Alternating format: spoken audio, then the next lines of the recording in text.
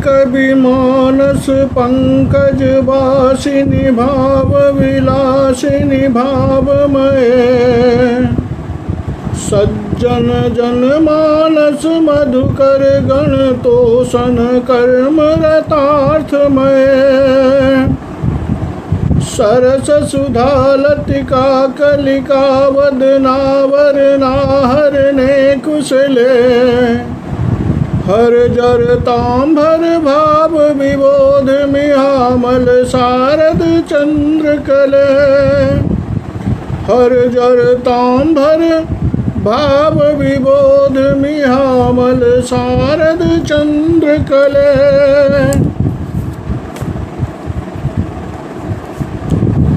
अस्मिन् संस्कृत भारतम समूहे समुपस्थितानां समेषां छात्राणां जिज्ञासूनां आदरणीयाणां च हार्दिकम् अभिनंदनम्। प्रिय छात्रों, कल के पाठ में हम लोगों ने ये देखा था कि ध्वनि की परिभाषा क्या है या ध्वनि किसको हम कहते हैं, ध्वनि का स्वरूप क्या है। ध्वनि का स्वरूप देखने के बाद इतना तो स्पष्ट हो गया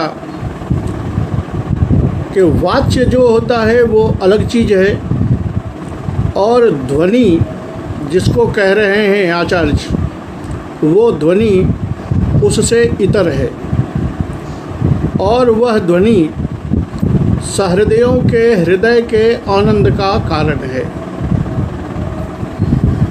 अब ध्वनि की परिभाषा के बाद अभाववादियों का जो मूल मत था कि ये ध्वनि नामक चीज़ अलंकारादि में ही कहीं छिप गए होंगे। तात्पर्य ये उनका कहना था कि आप जिस ध्वनि का नाम ले रहे हैं उसमें इतना कम चमत्कार होगा कि अलंकारगत जो चमत्कार है उसी चमत्कार में इसका अंतर्भाव हो गया होगा। चमत्काराधिक्य न होने के कारण किसी वैशिष्ट्य के अभाव में पूर्वाचार्यों ने इसको कोई महत्व नहीं दिया और इसका कोई स्वरूप प्रतिपादन नहीं किया। अब इसके लिए आचार्य आनंदवर्धन ने एक कारिका जो लिखी, जो मैंने कल भी आपको बताई थी कि ध्वनि वो चीज़ है जो व्यंग्य व्यंजक संबंधमाश्रित्य, व्यंग्य व्यंजक के संबंध वाला यह ध्वनि है। वाच्य वाचक के संबंध वाला वह वाच्य है। तो भला जिसका वाच्य वाचक आधार है उसमें व्यंग्य व्यंजक का आधार वाला जो ध्वनि है उसका अंतर्भाव कैसे हो सकता है, क्योंकि दोनों का आधार ही अलग अलग है। इसलिए हमको देखना पड़ेगा कि अलंकार में ध्वनि का अंतर्भाव नहीं किया जा सकता। इसके लिए आचार्य ने कुछ अलंकारों को दर्शाया है। पहली बात ये कि ध्वनि का अंतर्भाव करने के लिए आप किन अलंकारों को चुनेंगे। तो जिस अलंकार में आपको वाच्य अर्थ को छोड़कर दूसरे अर्थ की प्राप्ति हो रही है उसी पर तो आप विचार करेंगे। जहाँ दूसरा अर्थ है ही नहीं वहाँ तो विचार करने की आवश्यकता ही नहीं है, क्योंकि ध्वन्यर्थ जो है वो वाच्यार्थ से अलग ही होता है।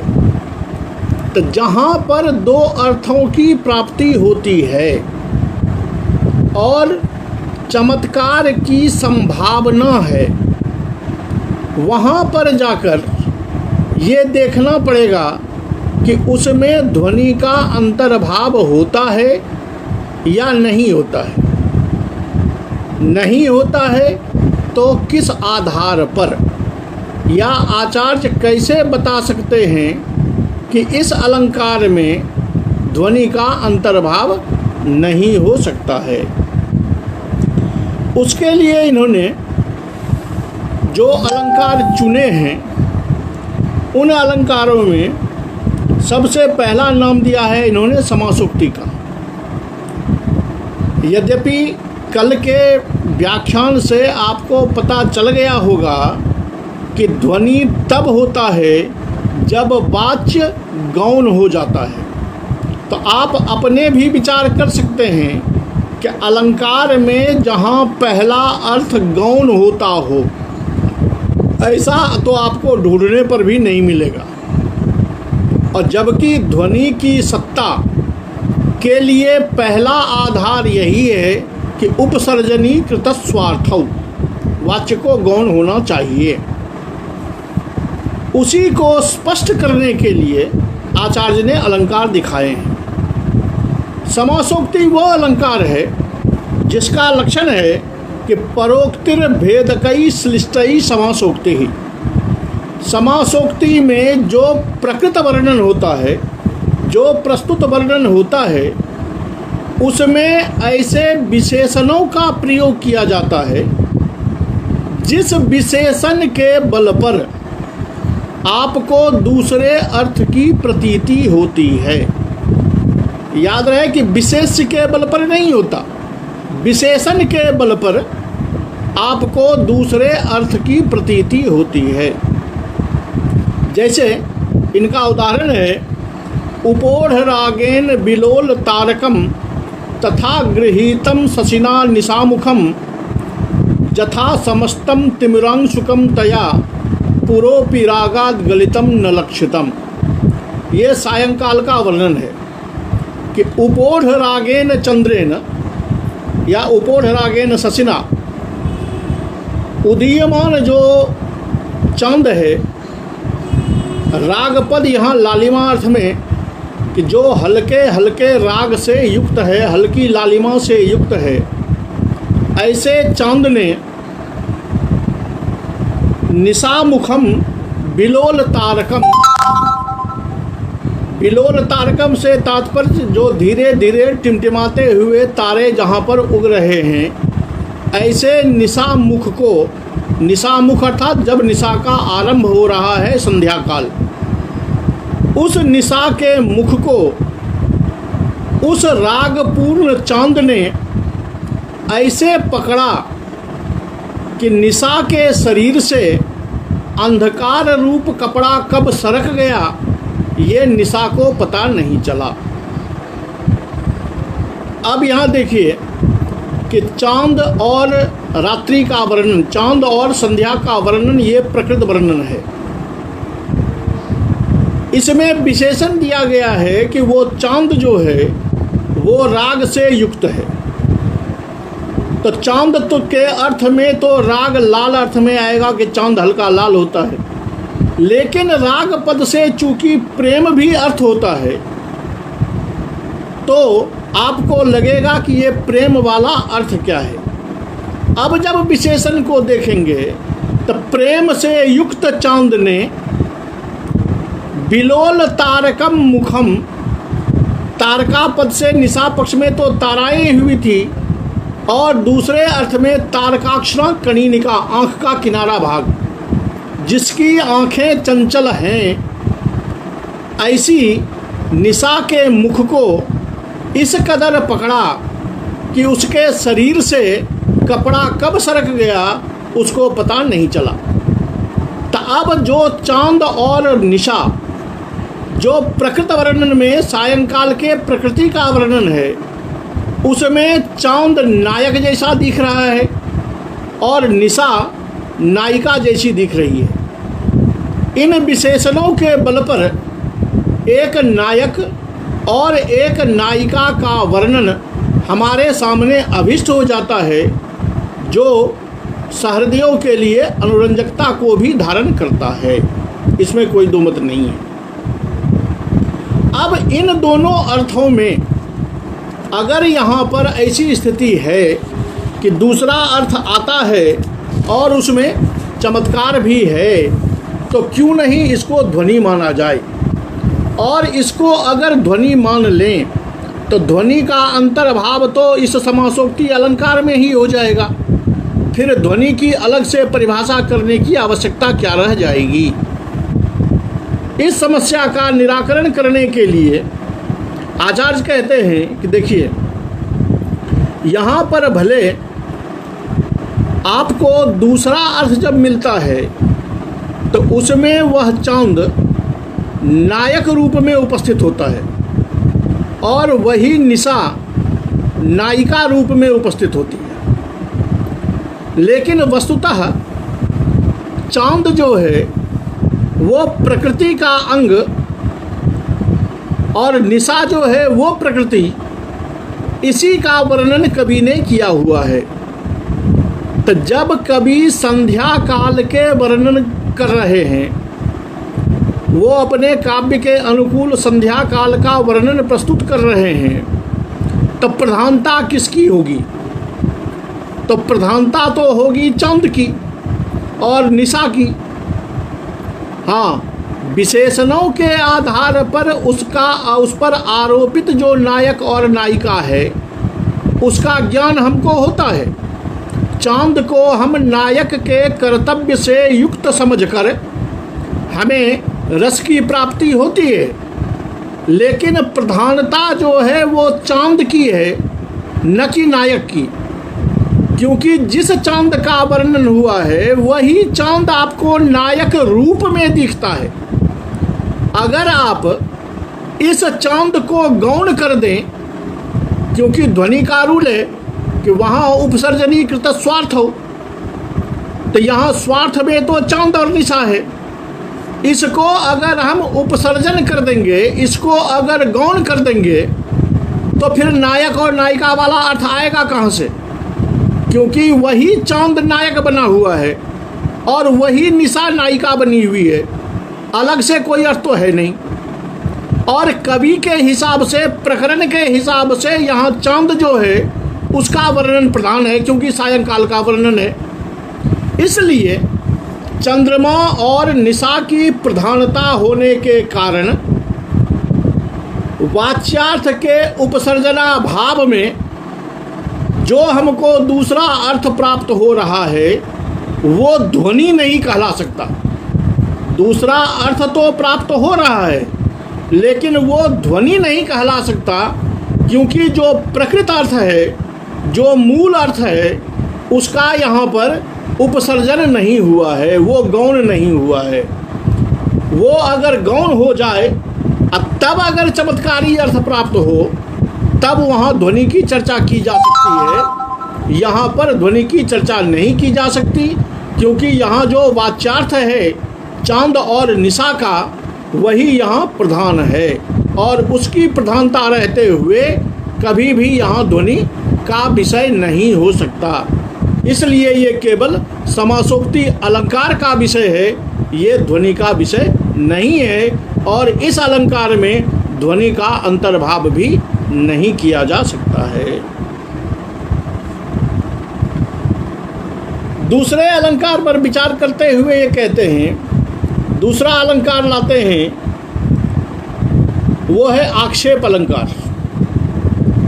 आक्षेप अलंकार में निषेधो वक्तुमिष्टस्य, ये स्पष्ट है कि कवि को जो कहना होता है या प्रकृति जो है, जो बोल रहा हो काव्य में, वो या तो अपने कथन का निषेध कर देता है, उस कथन के प्रभाव को और अधिक प्रभावशाली बनाने के लिए उसको वह निषिद्ध कर देता है, हटा देता है। इसके दो रूप दिखाए गए हैं, एक तो कहने से पहले ही निषेध कर देता है और एक कहने के बाद निषेध करता है। उसके दोनों उदाहरण प्रस्तुत करते हुए यहाँ इन्होंने दिया है। पहला है ए ही किमपि कस्या अपि कृते निष्कृप भनामि अलमथवा अविचारित कार्यारंभ कारणी म्रियताम न भनिष्यामि। ये उदाहरण आप काव्य प्रकाश में भी पढ़ चुके हैं कि कोई नायिका जो वियोग में पड़ी हुई है, उसकी सहेली उसके प्रियतम के सामने जाकर ये सुनाती है कि अरे भाई सुनो, तुमको कुछ कहना है। अई निष्कृप, अई कृपा विहीन, अई कठोर व्यक्ति, तुमको हमें उसके विषय में अर्थात उस नायिका के विषय में कुछ कहना है। लेकिन इतना कह के वो कुछ बताती नहीं है। वो कहती क्या है कि अविचारित कार्यारंभकारिणी, छोड़ो तुमको क्या कहें, जब वो बिना विचार किए ही किसी कार्य को आरंभ करने वाली है, वो मेरी सहेली, तो म्रियताम, तो जब उन्होंने बिना विचार किए कोई काम किया है तो मरती रहे, इससे मेरा क्या लेना देना। किंग करिष्यामि, मैं नहीं कहती, जाओ। अब यहाँ देखिए हुआ क्या है कि वो ये कहने आई थी कि देखो तुम्हारे वियोग में मेरी सहेली की गति दुखमय हो रही है, कृपया जा कर के उसे बचाओ। लेकिन वो समझ गई कि ये तो कठोर है, इसको अगर कहूँ भी तो इसे कोई फ़र्क तो पड़ेगा नहीं, इसलिए ऐसे आदमी को कोई बात सुनाने से लाभ क्या है, तो वो बोली ही नहीं। अब इससे का फ़ायदा क्या हुआ? फ़ायदा ये हुआ कि उस नायक को पहले तो कहा कि तुमको मैं नायिका के विषय में कुछ कह रही हूँ, अब फिर कह दिया कि नहीं कहूँगी। अब उस नायक के मन में विविध प्रकार के भाव आ रहे हैं कि भाई ये क्या कहना चाहती थी, मेरे अभाव में उस नायिका का क्या हो गया, उस नायिका को जाकर पूछना चाहिए कहीं उसकी तबीयत खराब तो नहीं हो गई, कहीं वो मर तो नहीं गई, इत्यादि विषयक शंकाएं उसे होने लगी। और यही कौतूहल जगाना इस नायिका का ध्येय था कि इस नायक के हृदय में उस नायिका के विषय में जानने की इच्छा जगे, जिसके लिए इस अलंकार का प्रयोग हुआ है। लेकिन यहाँ अब हमें देखना ये पड़ेगा कि वस्तुतः वाच्य का चमत्कार है या जो नायक के मन में विविध प्रकार की शंकाएं आ रही हैं उसका चमत्कार है। तो आक्षेप में जो उसको अनेक प्रकार की शंकाएं हो रही हैं, वो नायक के हृदय को उद्वेलित तो कर रहा है, लेकिन ध्वनि की जब चर्चा करेंगे और ध्वनि की जब प्रामाणिकता को देखेंगे तो देखना ये पड़ेगा कि यहाँ जो वाच्य कहा गया है कि अई निष्कृप न भनिष्यामि, छोड़ो तुमको क्या कहूँ या तुमको मैं कुछ नहीं कहूँगी, ये जो वाच्य है यही वाच्य है मूलाधार। इस वाच्य की गौणता नहीं हो सकती। इस वाच्य को अगर हम गौण मान लेंगे तो नायक के हृदय में जो अन्य भावनाएं उठ रही हैं, वो भावनाएं कहाँ से आएगी, किस पर पुष्ट होगी वो? तो उसको पुष्ट होने का कोई चारा नहीं है। तो इसलिए इसका वाच्य जो है, इस वाच्य को हम गौण नहीं मान सकते। और जब गौण को इसको गौण नहीं मान सकते या गौण नहीं कर सकते तो दूसरे अर्थ की प्राप्ति जो है उसको ध्वनि भी नहीं मान सकते, क्योंकि उसके लिए पहला जो अर्थ है वाच्य, उस वाच्य का गौण होना आवश्यक है। इसी तरह इसका दूसरा उदाहरण भी है जिसमें सारी बातें कह दी गई हैं और तब निषेध किया गया है कि ज्योत्स्ना मौक्तिक दाम चंदन रसः शीतांशुकान्तद्रवः कर्पूरं कदली मृणालवलयान्यम्भोजिनी पल्लवाः अन्तर्मानसमास्त्वया प्रभवता तस्या स्फुलिंगोत्कर व्यापाराय भवन्ति हन्त किमने नोक्तेन नो ब्रूमहे न ब्रूमहे। यहाँ भी वही स्थिति है कि वियोगिनी की सहेली उसके पति को कह रही है कि देखो, उस नायिका के हृदय में जो तुम्हारी स्थिति बनी हुई है, तुम जो उसके हृदय में बैठे हुए हो, इसके कारण जो चांदनी, मुक्ता मालाएं, चंदन का रस, चंद्रकांत का पानी, कर्पूर, कदली, मृणाल वलय, कमलिनी के पल्लव इत्यादि सब के सब उसके ताप को शांत करने वाले नहीं हो रहे हैं, बल्कि उसके लिए आग बरसाने वाले हो रहे हैं। इतना वो कह देती है। अब फिर कहती है कि हंत किमने नुक्ते न। अरे भाई, ये सब बातें तुमको सुनाने से क्या फ़ायदा, चलो नहीं कहती। तुमको सुनाने से क्या लाभ, किम अनेन उक्तेन। इससे स्पष्ट हो जाता है कि तुमको अगर उस नायिका की दयनीय दशा का पता भी चल जाए तो उसका क्या उपकार होगा, क्योंकि तुम तो उसका कोई उपकार करोगे नहीं, तुम तो ठहरे कठोर। तो इस कठोर व्यक्ति के सामने अगर मैं सत्य दशा का वर्णन कर भी दूं तो मुझे क्या परिणाम मिलने वाला है, मेरे कहने से क्या लाभ होने वाला है। कोई लाभ नहीं होने वाला है तो व्यर्थ तुमको कह के हमें क्या मिलेगा। इसलिए वो उसको आगे नहीं कहती है। यहाँ भी स्थिति वही है कि विशेषार्थ की उपस्थिति जो हो रही है, जो नायक के मन में नायिका के प्रति विविध प्रकार की शंकाएं जग रही है, उस शंका के जगने का आधार जो है वो है इसका निषेध। शब्द आधार नहीं है, आधार है इसका निषेध। जो इसने वाक्य में कहा है न ब्रूम है, तुमको मैं नहीं सुनाती। तो ये नहीं सुनाना रूप यानी वाक्य का निषेध जब उस विशेषार्थ की उपस्थिति का कारण है, तो स्वभावतः कि अगर ये निषेध को हटा दिया जाए, निषेध न किया जाए, तो अन्य विषयक चिंतन जो नायक के मन में हो रहा है वो भी नहीं होगा। तो उस व्यंग्य का आधार कौन हुआ? दूसरा अर्थ जो हमें प्राप्त हो रहा है उसका आधार तो हुआ यहाँ वाक्य में कहा गया निषेध। तो इस प्रकार वाच्य और दूसरा अर्थ जो आपको प्राप्त हो रहा है, जिसको आप व्यंग्य कहना चाह रहे हैं, ध्वनि कहना चाह रहे हैं, उसमें तो आधार आधेय का संबंध हो गया, इसके बिना वो टिक नहीं सकता। जबकि ध्वनि की परिभाषा में कहा गया है कि ऐसी कोई बात नहीं है। वहाँ तो स्पष्ट है कि वाच्य सीधा गौण हो जाए, वाच्य को व्यंग्य से कोई मतलब नहीं है।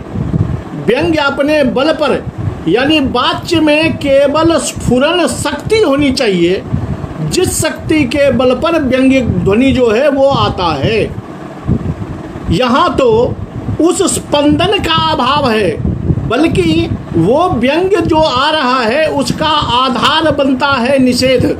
निषेध रूपी अर्थ जो वाच्य में है, इसको अगर हम किनारे कर दें, इसको हम हटा दें, वो केवल इतना बोल जाए कि नायिका के मन में ऐसा ऐसा हो रहा है, तो स्वभावता है नायक तो पहले से कठोर है, उसको क्या फर्क पड़ने वाला है, उसको क्यों कोई दूसरा अर्थ सामने आएगा। क्योंकि सभी जान रहे हैं कि इस नायक ने उस नायिका को छोड़ के यहाँ आया हुआ है। अब अगर कोई कह दे कि वो नायिका तुम्हारे वियोग में रो रही है, तो इस नायक के मन में तीसरा कोई अर्थ क्यों आएगा, वो छोड़ के तो आया ही है।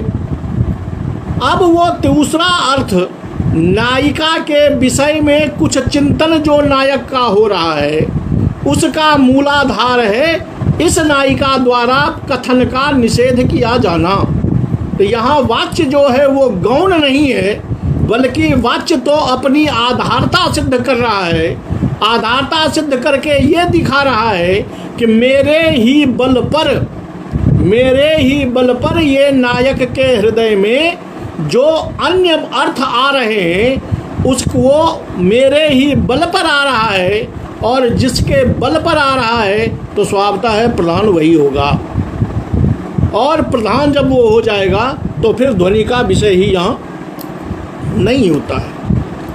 इसलिए न आक्षेप में और न समासोक्ति में, इस दोनों में ध्वनि का अंतर्भाव नहीं किया जा सकता है। क्यों? तो दोनों में वाच्य की गौणता नहीं है और ध्वनि की प्रधानता नहीं है। ध्वनि में व्यंगतः काव्य विशेषः, जो दूसरा अर्थ आ रहा है उसकी प्रधानता होनी चाहिए और वाच्य की गौणता होनी चाहिए। तीसरा ये दिखाते हैं दीपक अलंकार। दीपक अलंकार में क्या होता है कि कई सारी क्रियाएं जब एक कारक के साथ अन्वित होता है, या कई सारे कारक जब एक क्रिया के साथ अन्वित होता है तो दीपक अलंकार होता है। वहाँ क्रिया तो एक ही होती है, लेकिन सभी कारक के साथ अन्वित होने पर अलग अलग रूप में वो दिखाई देता है। जैसे कृपणानाम धनम, नागानाम फणमणिः, केसरा सिंहानाम, कुलबालिकानाम स्तना, कुतस्पृशन्ते अमृतानाम। कृपणों का धन, नागों के फन का मणि, सिंह का केसर, कुलबालिकाओं के स्तन, ये भला अमृतानाम कैसे स्पर्श किए जा सकते हैं बिना मरे हुए। अर्थात इसका स्पर्श करने वाला जो है वो उसकी मौत ही हो जाती है। यानी नागों का फन खींचेगा तो नाग काटेगा, मर जाएगा। शेर का अगर अयाल खींचेंगे तो शेर आपको मार देगा। तो अमृता नाम बिना मरे हुए संभव नहीं है, यानी जो इसको छुएगा वो मर जाएगा, ये भाव है। अब यहाँ देखिए कि कुतः स्पृश्यन्ते, स्पृश्यन्ते क्रिया एक ही है।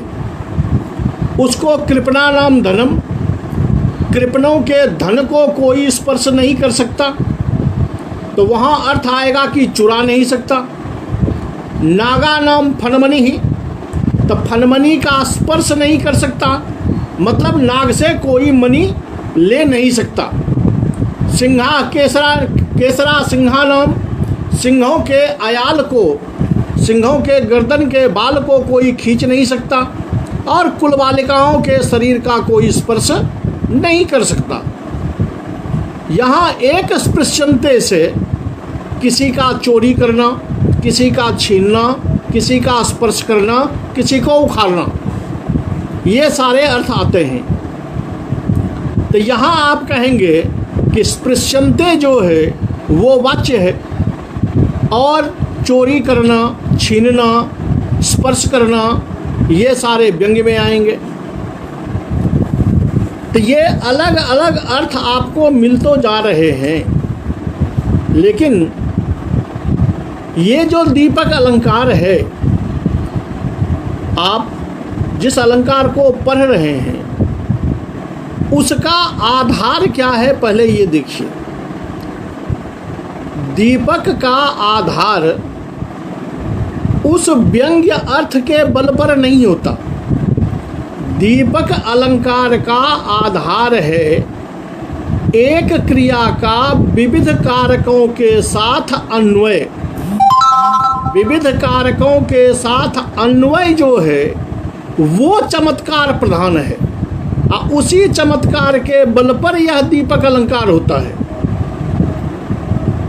तो अगर आप दीपक अलंकार की परिभाषा के अनुकूल चलते हैं तो यहाँ का जो चमत्कार है वो चोरी करना, छीनना, उखाड़ना, स्पर्श करना इत्यादि में चमत्कार नहीं है। चमत्कार इस बात में है कि एक ही स्पृश्यन्ते क्रिया इतने के साथ जुटकर अर्थ की अभिव्यक्ति कर रहा है। एक ही क्रिया का अन्य विषयों के साथ जो अन्विति है वो अन्विति चमत्कार करता है और उसी चमत्कार का नाम दीपक है। और वो चमत्कार व्यंग्य नहीं है, वो चमत्कार ध्वनि नहीं है, वो चमत्कार स्पष्टतया यहाँ वाच्य है। सभी के साथ जब इसको जोड़ते हैं तब पता चलता है कि नागों का फलमनी और कृपणों का धन दोनों भैया एक ही जैसा है, क्योंकि कोई उसका स्पर्श नहीं कर सकता। तो ये तीनों चारों में जो उपमानोपमेय भाव बनाते हैं कि ये चारों एक जैसा है, क्यों? तो स्पर्शा भाव में कोई उसका स्पर्श नहीं कर सकता। वो उपमानोपमेय भाव को लेकर के जो हम चमत्कारिता देख रहे हैं, वो चमत्कारिता तब है जब एक क्रिया विविध कारकों के साथ अन्वित है। तो चमत्कार इसका यहाँ है, चमत्कार उसका ध्वनि में नहीं है, दूसरे अर्थ में चमत्कार नहीं है। क्यों? तो वस्तुतः चारुत्व का उत्कर्ष जो आप देखेंगे कि चारुत्व कहाँ है, तो याद रहे कि चारुत्व आप स्वयं अनुभूत करें। पहले चारुत्व ऐसे नहीं देखा जा सकता कि व्याख्याकार ने जो पंक्ति लिख दी है वही है, या जो कोई बोल रहे हैं उन्होंने जहाँ चमत्कार कह दिया वहाँ चमत्कार हो जाएगा, ऐसी बात नहीं है। बल्कि श्लोक को पढ़ के उसके भाव को अपने हृदय से लगा करके तब आप स्वयं अनुभूत कीजिए कि इसमें चमत्कारिता कहाँ है, इसमें आनंद का कारण कहाँ है। तो दीपक अलंकार की जो चारुता है वो चारुता केवल इस बात में है कि एक क्रिया अन्य क्रियाओं के साथ मिलकर कमाल करती है, जो वाच्य होता है। और उसको अगर गौण कर दिया जाए, इस एक क्रिया का विविध कारक के साथ संबंध जो है उसको अगर गौण कर दिया जाए तो आपको उधर मिलेगा क्या? उधर मिलेगा ये कि कृपण का धन, सिंहों का बाल, नागों का फलमनी और कुलबालिकाओं का शरीर, ये सभी एक जैसे होते हैं। तो एक जैसा होना में क्या यहाँ कोई चमत्कार है? नहीं है। चमत्कार है उसका एक संबद्धता में, इसलिए यहाँ ध्वनि नहीं माना जा सकता। उसी तरह का ठीक दूसरा उदाहरण है कि एक नायिका का वर्णन क्या है? शुद्ध्यति कूनति कूनति बिल्लति विचलति विलोकयति तिर्जक अंतर्नंदति चुंबित मिच्छति नव प्रणया बधू सहने। यहाँ भी वही स्थिति है कि एक नव परिणीता बधू का वर्णन है कि वो शुद्ध्यति अपने शरीर को संकुचित कर लेती है, कभी मुंह फिर लेती है, कभी करवट बदल लेती है, कभी मन ही मन प्रसन्न होती है, कभी पति को चूमना चाहती है, कभी पलट जाती है। अन्य क्रियाओं के साथ, विविध क्रियाओं के साथ एक नवपरिणीता वधू का वर्णन है। तो यहाँ नई वधू का वधूत्व, वधू का नयापन ये दिखा रहा है। ये शुद्ध्यति कूनति बिल्लति विचलति, इसमें कोई ध्वनि से प्राप्त जो अर्थ है उसमें कोई चमत्कार नहीं है, क्योंकि यहाँ अगर आप दूसरा अर्थ लगाएंगे तो दूसरा अर्थ क्या मिलेगा? दूसरा अर्थ आपको यही मिलेगा कि उस नायिका ने कभी किसी के संजोग को प्राप्त नहीं किया है, किसी नायक के साथ उसकी संगति नहीं है, इसलिए पहली बार नायक के साथ आने पर वो अपने शरीर को सिकोड़ लेती है, कभी मुंह फेर लेती है, कभी करवट बदल लेती है। यही अर्थ आएगा। उस अर्थ में चमत्कारा भाव रहेगा। क्यों? तो अब दो अर्थ आपके सामने हैं। एक ऐसी स्थिति में नई वधू का स्वभाव, और एक जो आपको दूसरा अर्थ मिल रहा है वो। तो स्वयं विचार कीजिए कि जब नई वधू का वर्णन है तो नई वधू के जो व्यापार होते हैं जो व्यवहार होते हैं, तो नई वधू के व्यवहार में चमत्कार है। हाँ, दूसरा अगर चमत्कार करने वाला होता, पहला अगर गौण हो जाता, तब हम ध्वनि की बात करते। लेकिन जब यहाँ देख रहे हैं कि सारा का सारा चमत्कार उसके संकुचित होने में, करवट बदलने में, मुंह फेरने में ही है, तो फिर दूसरे अर्थ को लाए ही क्यों? और दूसरा अर्थ अगर आएगा तो इस चमत्कार के आगे गौण ही रहेगा। इसलिए गौण रहेगा कि पहला अर्थवाच्य जो है वो गौण नहीं होगा। अब वो गौण नहीं होगा तो ध्वनि आने की स्थिति ही नहीं होगी। इसलिए इसमें भी ध्वनि नहीं माना जा सकता।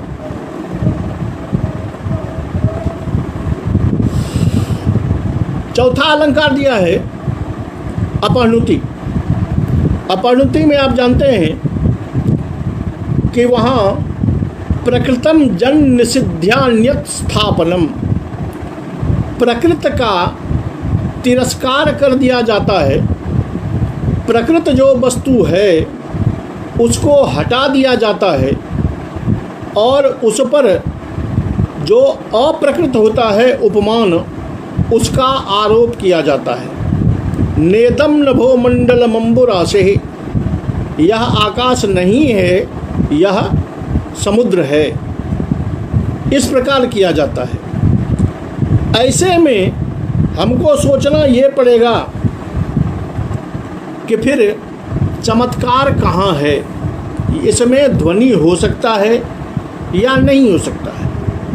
आचार्य आनंदवर्धन ने एक उदाहरण दिया है इसका कि नेयम बिरौति भृंगाली मदेन मुखरामुहुः अयमाकृष्यमानस्य कंदर्प धनुषो ध्वनि। कहते हैं कि फूलों पर मधु पी करके मत्त भौरे का ये गुंजार नहीं है, अपितु कामदेव के द्वारा चलाया जा रहा है जो धनुष, उस धनुष की ये टंकार है। यानी भौरे की जो गुंजार है उसको ये कहते हैं कि ये भौरे की गुंजार नहीं, अपितु कामदेव के धनुष की टंकार है, डोरी खींचने की आवाज़ है। अब यहाँ आप तालमेल लगा के देख लीजिए कि इससे आगे आपको मिल क्या रहा है। मिल तो यही रहा है कि प्रकृत जो था भ्रमर का गुंजार, उसका निराकरण करके, उसको हटा के उस पर रख दिया गया कामदेव के धनुष की आवाज़ को। तो तात्पर्य हमें ये मिलेगा कि कामदेव के धनुष की आवाज़ और भौरे की गुंजार दोनों एक जैसा है। यानी दोनों में उपमेय, उपमान, उपमेय भाव की जो कल्पना हम करेंगे वही हमको दूसरा अर्थ मिलेगा। तो चारुत्व का उत्कर्ष, अब चारुता जो है, चारुता तो इसमें है कि भ्रमर के सामान्य गुंजार को हटाकर कामदेव के धनुष की टंकार को उपस्थापित कर दिया गया।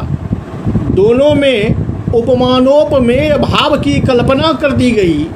वो कल्पना चमत्कृत करता है इसको, लेकिन उस कल्पना में, उस कल्पना की प्रधानता के लिए वाच्य की गौणता अपेक्षित है। अब वाच्य में है, दोनों वाच्य में ही है, व्यंग्य में तो यहाँ कुछ है ही नहीं। तो यहाँ दोनों चमत्कार जो है, दोनों चमत्कार क्यों कहे, यहाँ तो केवल वाच्य का ही चमत्कार है।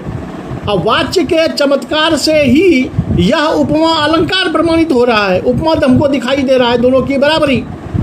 तो जहाँ केवल वाच्य का ही चमत्कार है तो वहाँ वाच्य की गौणता का तो प्रश्न ही नहीं उठता। और जब वाच्य गौण नहीं होता तो ध्वनि का कोई प्रश्न हो ही नहीं सकता है। इसलिए यहाँ आप ये नहीं कह सकते कि यहाँ ध्वनि में चमत्कार है और ध्वनि का अंतर्भाव इस अलंकार में किया जा सकता है। ये स्वयं विचार करके आप देख सकते हैं।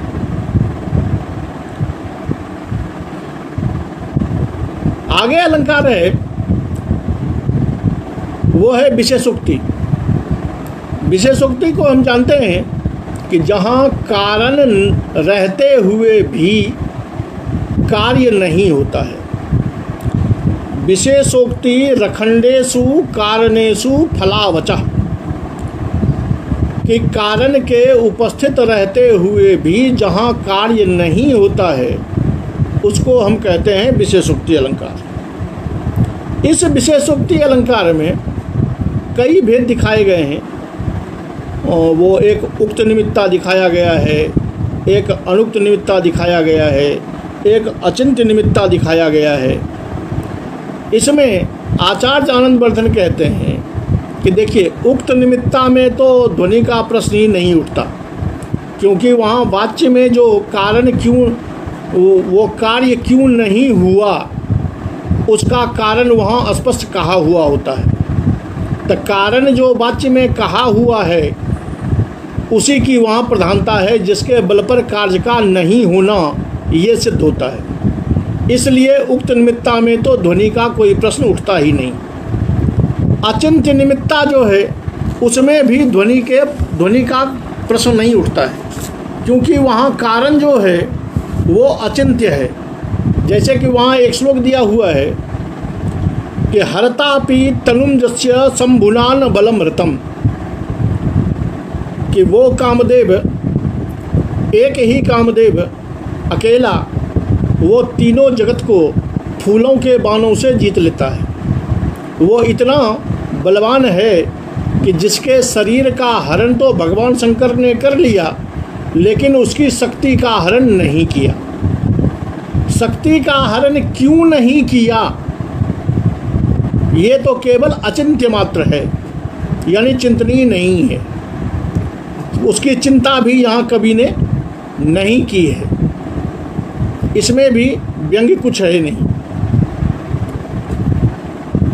रही बात जहाँ अनुक्त निमित्ता होता है, कि जहाँ कारण नहीं बताया जाता है, वहाँ थोड़ी शंका आती है कि यहाँ ध्वनि हो सकता है या नहीं हो सकता है। जैसे ये उदाहरण देते हैं कि आहूतोपि सहायैः ओम इत्युक्त्वा विमुक्त निद्रोपि गन्तुमना अपि पथिकः संकोचम नैव शिथिलयति। यहाँ ये कह रहे हैं कि कोई पथिक रास्ते में जा रहा है, उसमें एक साथी उसका सोया हुआ है, जिसको जब लोग जगाते हैं तो आहूतोपि सहायैः, उसके मित्र लोग उसका आवाहन कर रहे हैं। वो हाँ हाँ कर रहा है, हाँ मैं उठ रहा हूँ, ऐसा वो कह रहा है। विमुक्त निद्रोपि, उसकी निद्रा भी टूट चुकी है। गंतुमना अपि, जाने की इच्छा उसकी भी है, जाने को वो भी तैयार है, लेकिन फिर भी संकोचम नैव शिथिलयति, फिर भी शयनकालिक जो तंद्रा है, जो संकोच है, उसको वह नहीं छोड़ रहा है।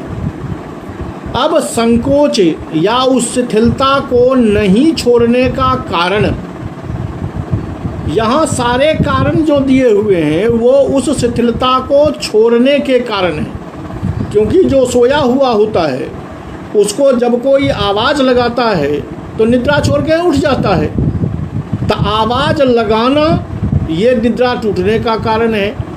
वो बोल भी रहा है ओम ओम, इसका मतलब है निद्रा टूट चुकी है। निद्रा टूटने के कारण है, शिथिलता छोड़ने के कारण है। जाने का भी मन है, वह जाना भी चाहता है, ये भी शिथिलता छोड़ने का कारण है। लेकिन इतना होने के बावजूद वो तंद्रा को नहीं छोड़ रहा है, शिथिलता उसकी नहीं जा रही है। अब इसमें कहे कि क्यों नहीं हो रहा है। अब क्यों नहीं हो रहा है, कारण तो कहा नहीं गया। जब कारण नहीं कहा गया तब हम उस कारण की कल्पना, उस कारण को हम सोच सकते हैं या सोचते हैं। वो ये आता है कि हो सकता है कि वो बेचारा ज़्यादा थका हुआ हो, इसलिए अन्य लोग उठ गए, वो नहीं उठ पा रहा है। या हो सकता है कि कि वो कोई बहुत अच्छा ख्वाब देख रहा हो, बहुत अच्छा सपना देख रहा हो, जिस सपने के कारण वह उठ नहीं रहा है, इत्यादि अर्थों को लेकर हम कारण विषयक कल्पना कर सकते हैं। या ये जो दूसरा अर्थ है कि शयन में कोई अच्छी चीज़ों का दर्शन करना, शयन में अपनी प्रिया से वार्तालाप करना, इत्यादि जो अर्थ है, उस अर्थ के बल पर वो अर्थ कारण बन जाएगा, जिससे यह संकोचम नैव शिथिलयति, ये जो यहाँ अर्थ है, इसको हम पूरा कर सकते हैं। अब ऐसा अगर करेंगे तो आपको फिर से सोचना पड़ेगा कि यहाँ ध्वनि है या नहीं है।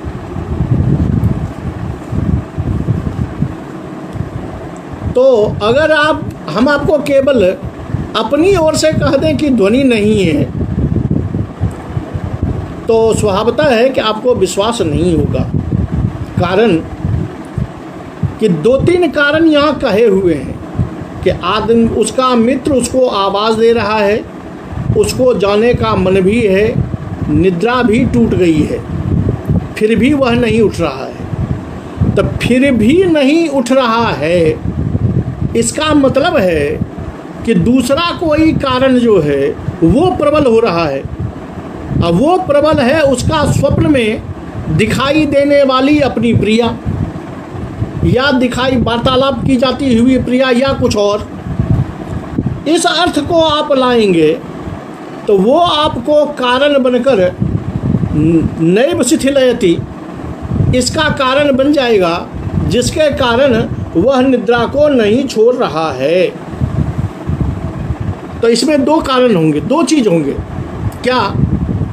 तो नैव शिथिलयति ये वाच्य है, कारण आप व्यंग्य में ढूंढ के लाएंगे तो वो कारण, वो व्यंग्य आकर के क्या करेगा, तो वाच्य को समर्थित कर देगा कि इस कारण से यह निद्रा को नहीं छोड़ रहा है। इतना ही काम करेगा। इतना काम करने पर तो वाच्य का समर्थक मात्र बनेगा वो, उसकी अपनी कोई चमत्कारिता नहीं रह जाएगी। जबकि यहाँ इतने कारण पहले से उपलब्ध हैं, तो ये कारण भी उपलब्ध है जो निद्रा को, जो संकोच को नहीं हटा रहा है, शिथिलता को नहीं हटा रहा है। आप एक कारण ढूंढ के लाएंगे जिस पर बताएंगे कि इस कारण से वो निद्रा को नहीं तोड़ रहा है, तो व्यंग्य तो आ जाएगा, लेकिन उसमें कोई चमत्कार नहीं होगा। चमत्कार तो यहाँ ऊपर 3 में है कि लोग ये देखते हैं कि भाई ये भी है, ये भी है, ये भी है, फिर ये उठ क्यों नहीं रहा है, क्या पागल हुआ है ये। तो लोगों के चित्त में जो जोश चढ़ाता है, जो सोचने की प्रक्रिया को जन्म देता है, वो तो तीनों कारण यहाँ उपस्थित हैं।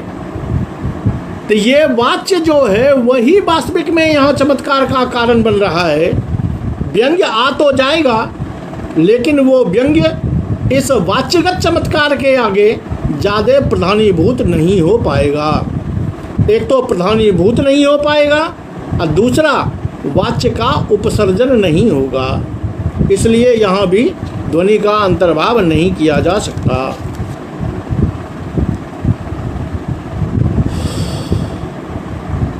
अब एक अलंकार आता है पर्यायुक्ति। पर्यायुक्ति में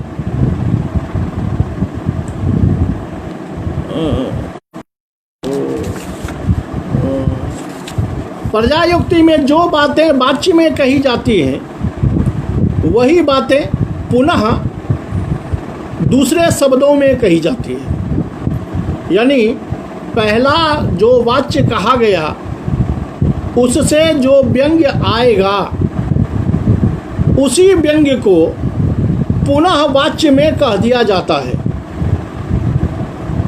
यानी जो वाच्य से व्यंग्य उठने वाला है, जो व्यंग्य प्राप्त होने वाला है, उसी व्यंग्य को पुनः वाच्य बना दिया जाता है।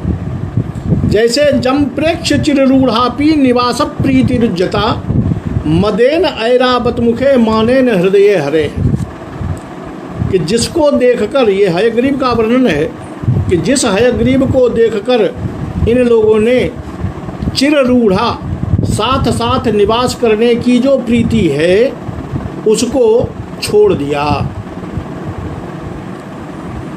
मदेन ऐरावत मुखे, मद ने ऐरावत को छोड़ दिया और मान ने उच्चैश्रवा जो घोड़ा है या इंद्र है, इंद्र के हृदय को छोड़ दिया।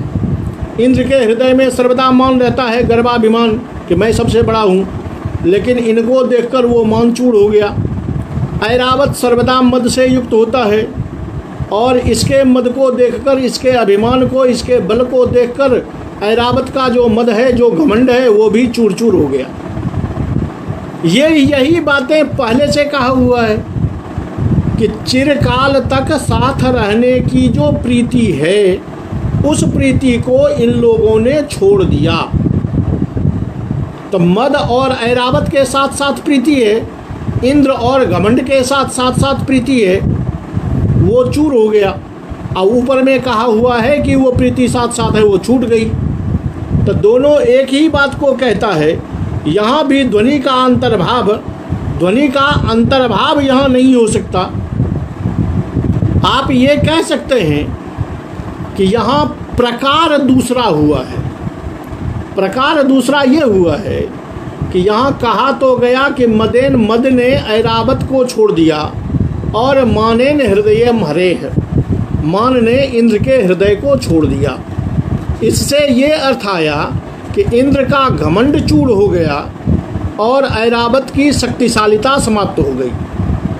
उससे आपको व्यंग्य ये मिलेगा कि ये जो हयग्रीव नाम का राजा है, इसकी ताकत इतनी विशाल है कि इसका नाम सुनते ही त्रिभुवन थर्राने लगता है। ये व्यंग्य जब लाएंगे तो स्वभावतः है कि वाच्य का जो अर्थ है उस अर्थ को गौण होना पड़ेगा, वो अर्थ गौण हो जाएगा। क्योंकि लेखक जब हयग्रीव का वर्णन कर रहा है तो हयग्रीव की विशेषता बताना ही उसका उद्देश्य है। और इस प्रकार के श्लोकों द्वारा वो अपने राजा के गुणों को, अपने नायक के गुणों को ही अभिव्यक्त कर रहा है। तो वहाँ उसकी प्रधानता आ जाएगी कि हयग्रीव जो है वो इन दोनों से ज़्यादा बलशाली है। वहाँ जब ये अर्थ आएगा उसके सामने में ये उनको न ऐरावत से कुछ लेना है और न इंद्र से कुछ लेना है, उनको अपने नायक की बलशालिता का परिचय देना है।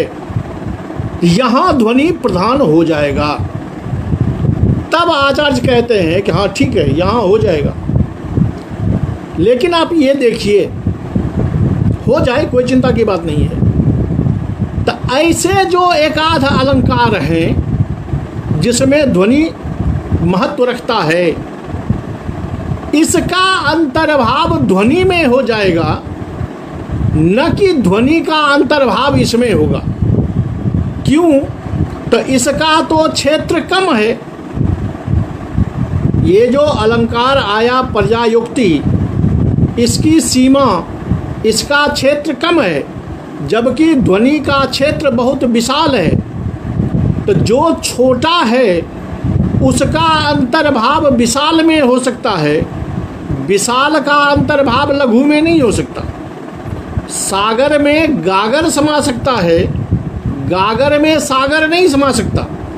तो ये जो एकाध अलंकार हैं, ये अलंकार ध्वनि नामक सागर में समा सकता है, न कि ध्वनि रूप सागर जो है ये एकाध अलंकार में समा जाए, ऐसा नहीं हो सकता।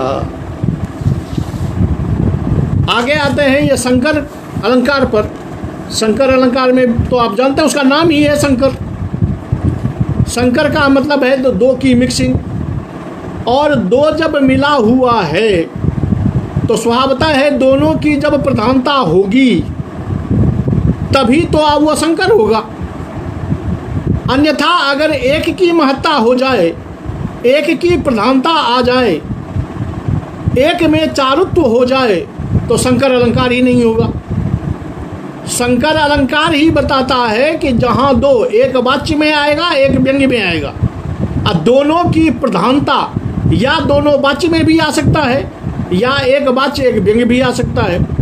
तो दोनों की प्रधानता तो जूं ही हुई तो स्वभावतः है कि वाच्य की गौणता और व्यंग्य की प्रधानता नहीं रह गई, और जब नहीं रह गई तो ध्वनि का कोई प्रश्न ही नहीं उठता है, क्योंकि ध्वनि होने के लिए वाच्य की गौणता और व्यंग्य की प्रधानता आवश्यक है, और संकर अलंकार होने के लिए दोनों की बराबर प्रधानता अपेक्षित है। अगर दोनों की बराबर प्रधानता नहीं होगी तो संकर अलंकार नहीं होगा। इसलिए संकर अलंकार में ध्वनि का अंतर्भाव नहीं किया जा सकता। आगे आपने एक अलंकार पढ़ा होगा, ये है अप्रस्तुत प्रशंसा। ये बहुत मनोहर अलंकार है, जिस अलंकार में अप्रस्तुत प्रशंसा होती है। अप्रस्तुतस्य प्रशंसा प्रस्तुताश्रया। यदि आपको कारण बताना है तो यहाँ कार्य बताया जाता है। अगर कार्य बताना हो तो कारण बताया जाता है। सामान्य बातें बतानी हो तो विशेष बताया जाता है। अब विशेष बातें बतानी हो तो सामान्य बंद बताया जाता है। तो ऐसी परिस्थिति में क्या होता है कि ये जो चार भेद इसके हैं, सामान्य से विशेष, विशेष से सामान्य और कारण से कार्य एवं कार्य से कारण, इन सारे भेदों में आप देखेंगे तो अप्रस्तुत के लिए प्रस्तुत को कहा जाता है। यानी प्रस्तुत जो है, जो आपको कहा गया है, वो अप्रस्तुत के लिए ही कहा गया है। ऐसा देखिए कि वाच्य में जो आपको कहा गया है वो जो कथनीय है, जो कारण बताना है, उसी के लिए आपको कार्य बताया गया है। दोनों परस्पर संबद्ध होते हैं। जैसा कि एक श्लोक बहुत आपने वो काव्यप्रकाश में भी पढ़ा था, याता किन्न मिलन्ति सुंदरी पुनश्चिंता त्वया मत्कृते नो कार्या नितराम प्रशासी कथयत्येवं सबाष्पे मयि लज्जा मनमत तारकेन निपतत पीता सुना चक्षुषा दृष्ट्वा माम हस्तेन भावि मरणोत्साहस्तया सूचितः। कि नायक कहीं जाने वाला था, वो नहीं गया, तो किसी ने पूछा कि किस कारण से नहीं गए, तो वो अपना जो गमन निषेध रूप कार्य है, वो कार्य उसको बताना है, उसमें उसने ये कारण बता दिए। कारण ये बताए कि मैं अपनी पत्नी को मना रहा था कि अई प्रिय, जो कोई घर से बाहर जाता है वो क्या लौट के नहीं आता है, यानी लौट के आता ही है। तुम वैसे ही पहले से दुबली पतली हो और मेरे अभाव में तुम रो मत। इतना कहने के बाद वह धीरे धीरे चुप तो हुई, लेकिन लज्जा के कारण अपनी आँखों की मंथर तारिकाओं से अपनी ही आंसू को पीती हुई मानो उसने भाव मरणोत्साह सूचितः, कि मैं आपके वियोग को सहन नहीं कर सकती, ये उसने सूचित कर दिया। अब भाव मरणोत्साहस्तया सूचितः ये वाच्य है, और किसके लिए कहा गया है कि भैया यही चीज है जिसके लिए मेरा गमन निषेध हो गया। यानी जो मैं यहाँ से बाहर जाने वाला था उसको इसी ने रोक दिया। तो व्यंग्य में आप निषेध को ले लेते हैं, वाच्य में ये रखा हुआ है। अब देखिए कि यहाँ क्या हुआ है, तो वाच्य और व्यंग्य के बीच परस्पर संबद्धता है। संबद्धता इसलिए कि जो उसको कहना है जो कारण बताना है उसके लिए कार्य बताया जाता है, या जो कार्य बताना है उसके लिए वह कारण बताता है। तो एक के लिए अप्रस्तुत के लिए ही प्रस्तुत बताया जाता है, ही लगा हुआ है कि अप्रस्तुत को बताने के लिए ही प्रस्तुत बताया जाता है। तो जब ही लगा हुआ है इसका मतलब है कि प्रस्तुत और अप्रस्तुत के बीच संबंध बना हुआ है, और जब यह संबंध बना हुआ है तो स्वभावतः एक के बिना दूसरा नहीं होगा। एक के बिना दूसरा नहीं होगा तो फिर एक की गौणता और एक की प्रधानता कैसे हो सकती है? इसलिए इसमें ध्वनि का अंतर्भाव नहीं किया जा सकता। हाँ, इसका पांचवा भेद जो है, जहाँ सामान्य से सामान्य का बोध होता है वहाँ वाच्य भी सामान्य होता है, और व्यंग्य जो आता है वो भी सामान्य होता है। वहाँ पर आप कह सकते हैं कि यहाँ तो एक दूसरे का संबंध नहीं है। जब एक दूसरे का संबंध नहीं है और संबंध विशेष भाव भी नहीं है, तब तो यहाँ ध्वनि का अंतर्भाव हो जाएगा। तो कहते हैं यहाँ पर भी आप ध्वनि को अगर मानते हैं, ध्वनि को मानना चाहते हैं, ध्वनि को स्वीकार करते हैं, अगर आपको लगता है, यद्यपि सभी जगह नहीं लगेगा, लेकिन जिन उदाहरणों में, जिन काव्यों में आपको ये लगता है कि यहाँ वाच्य की अपेक्षा ध्वनि में आने वाला जो तत्व है वो ज़्यादा चमत्कार कर रहा है, अगर ऐसा प्रतीति में आता है, अगर ऐसी व्यंग्य की प्रतिभा वहाँ आती है, तो इसका अंतर्भाव ध्वनि में किया जा सकता है। ध्वनि का अंतर्भाव इन अलंकारों में नहीं किया जा सकता। क्यों? तो लघु विषयत्वात् ध्वनेह दीर्घ विषयत्वात्। और क्योंकि आप देखें कि 8 अलंकार की चर्चा हुई, 8 अलंकार में केवल 2 अलंकारों के भेद वाले पार्ट में, पूरे अलंकार में नहीं बल्कि 2 अलंकार के भेद में जाकर के कहीं ध्वनि की स्थिति आपको दिखाई देती है, तो स्वभावतः है कि उसका अंश, उसका क्षेत्र जो है वो कम है। तो कम का अति सूक्ष्म जो हो गया ये अलंकार वाला पार्ट, इसका अंतर्भाव हम ध्वनि में कर सकते हैं। ध्वनि महान विषय है जो आगे आपको सामने में आएगा, उसका अंतर्भाव इस अलंकार में नहीं किया जा सकता।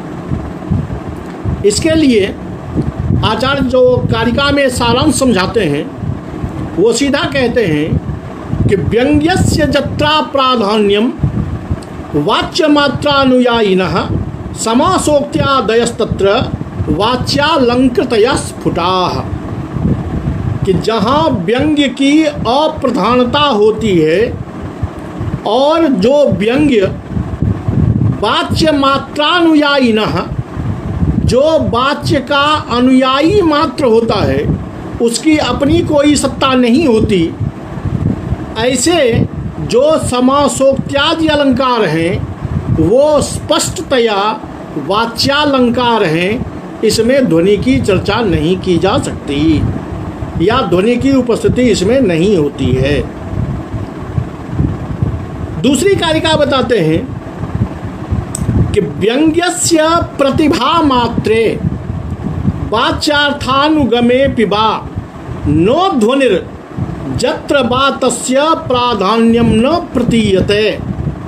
कि जहाँ कहीं पर आपको व्यंग्य की प्रतिभा दिखाई देती है, व्यंग्य का आभास मिलता है, लेकिन वो व्यंग्य का आभास वाच्यार्थ का अनुगमन कर रहा है। प्रतीयमान ध्वनि आपको दिखाई तो देता है, ध्वनि की प्रतिभा दिखती है, लेकिन वो प्रधान नहीं होकर के बल्कि वाच्यार्थ का अनुगमन करने वाला होता है। ऐसे में भी ध्वनि नहीं हो सकता। क्यों? तो तस्य प्राधान्यम न प्रतीयते। कि यहाँ ध्वनि तो प्रतीत होता है, प्रतीयमान प्रतीत तो हो रहा है, लेकिन उसकी प्रधानता नहीं होती, इसलिए ये ध्वनि का विषय नहीं हो सकता।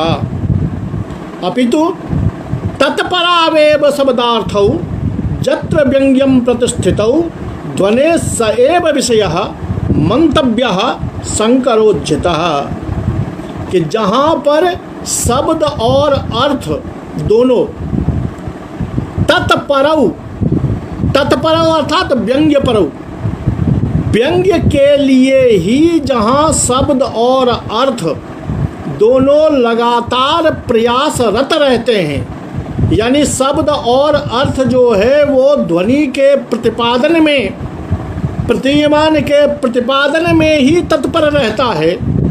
व्यंग्य को देने के लिए ही जहाँ पर वाच्य उपस्थित होता है, अर्थात वाच्य जहाँ अपनी सत्ता नहीं रखता, बल्कि उसका उद्देश्य केवल ये होता है कि मैं व्यंग्य को स्फुट कर सकूं, व्यंग्य को यहाँ पर उपस्थापित कर दूं। ध्वने स एव विषयः, वही ध्वनि का विषय होता है। याद रहे कि फिर दोनों जहाँ की संकरता हो जाएगी तो संकरोज्झितः, संकर को छोड़कर, यानी जहाँ वाच्य की स्थिति और व्यंग्य की स्थिति दोनों बराबर में आकर के संकर हो जाएगा तो उसको नहीं, संकरोज्झितः, संकर को छोड़ दीजिए। जहाँ पर वाच्य जो है वो केवल प्रतीयमान को प्रस्तुत करने के लिए ही तैयार रहता है, ही तत्पर रहता है, वो शब्दार्थ, और वो जब व्यंग्य के प्रति तैयार रहता है तो वो विषय वहाँ जब प्रतीयमान आता है और वहाँ जब वो प्रधान बनकर अपना चमत्कार प्रस्तुत करता है तब वो ध्वनि का विषय होता है। इस तरह आचार्य आनंदवर्धन ने दिखा दिए कि किसी भी अलंकार में, अलंकार के चमत्कार में ध्वनि का अंतर्भाव नहीं किया जा सकता है। तो जब ध्वनि का अंतर्भाव अलंकार में नहीं हो सकता, वाच्य से वो पृथक है, तो स्पष्ट हो गया कि अभाववादी जो कह रहे थे कि ये शब्द और अर्थ शरीर है, इसी में कहीं होगा, रीति गुण वृत्ति है, इसी में कहीं होगा, अलंकार है, इसी में कहीं होगा, ये सारे के सारे खंडित हो गए। क्योंकि पहला तो उन्होंने स्वरूप बनाकर दिखा दिया, उसके बाद वाच्य की स्थिति और व्यंग्य की स्थिति को अलग करके दिखा दिया, दोनों के चमत्कार को दिखा दिया, और ये भी दिखा दिया कि अलंकार में किसी भी हालत में ध्वनि का अंतर्भाव नहीं हो सकता। इस तरह अभाववादी के जो मत थे, उस अभाववादी के मत का पूर्ण रूप से निराकरण हो गया। अब आगे आएगा लक्षणावादी का मत, और पहले लक्षणावादी का मत पढ़ेंगे और फिर उसके मत का आचार्य आनंदवर्धन द्वारा प्रस्तुत जो खंडन है वो हम पढ़ेंगे। वो अब कल की कक्षा में, आज की कक्षा यहीं पर समाप्त करते हैं, और तब तक सर्वेभ्यो मन नमो नमः।